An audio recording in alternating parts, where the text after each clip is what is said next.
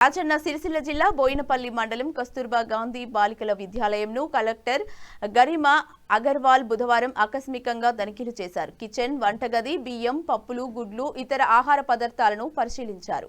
మధ్యాహ్నం భోజన సమయం కావడంతో మెనూ పరిశీలించి కలెక్టర్ ప్లేట్ తీసుకొని భోజనం తీసుకొని విద్యార్థులతో కలిసి కింద కూర్చొని తిన్నారు. ఈ సందర్భంగా విద్యార్థులతో మాట్లాడారు. మెనూ ప్రకారం భోజనం పెడుతున్నారా అని ఆరా తీశారు.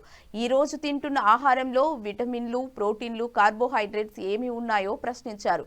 రోజు ఎంత పరిమాణంలో తీసుకోవాలి, విద్యార్థులు వార్షిక పరీక్షలకు ఎలా సిద్ధం అవుతున్నారని ప్రశ్నించారు.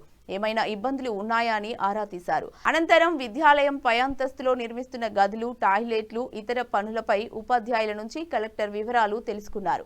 10వ తరగతి, ఇతర తరగతుల విద్యార్థులు ప్రతి సబ్జెక్టుకు సంబంధించి అన్ని పాఠాలు చదవాలి, రాయాలి అని సూచించారు.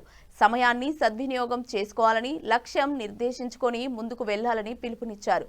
ఉద్యోగం లేదా వృత్తిలో స్థిరపడిన తర్వాత మిగతా విషయాలు ఆలోచించాలని దిశానిర్దేశం చేశారు.